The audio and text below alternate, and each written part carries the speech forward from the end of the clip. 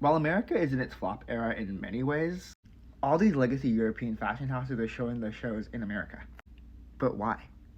Welcome back to my series Strategist Reads the Room, where we talk about cultural shifts happening in real time, specifically in regards to fashion and beauty. And over the last few months, we've seen a number of European houses take their collections to the States. Dior showed in LA, Gucci staged a huge show in New York, and Louis Vuitton is staging another big show in New York tonight. A few months ago, Chanel presented their Métier d'Art collection in the city, and Moncler presented a huge show in the mountains of Aspen.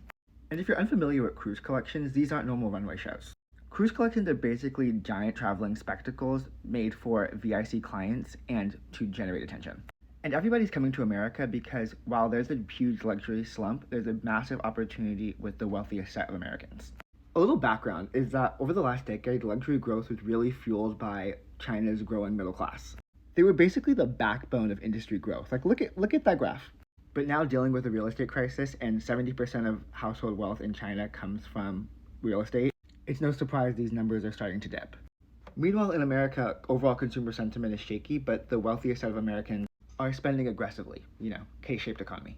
And you can see it directly in the numbers. Like Chanel just released their 2025 report, and America was up 6.4%, while Asia Pacific was down almost 1%.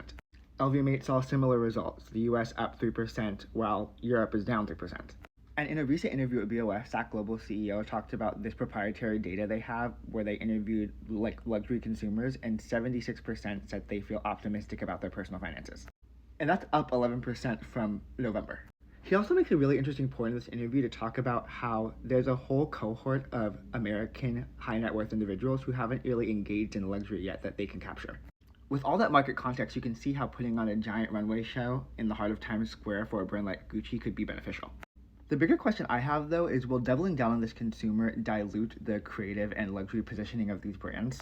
And as an American myself, I can say that I don't think we've necessarily historically been the country that's setting the fashion agenda. But only time will tell.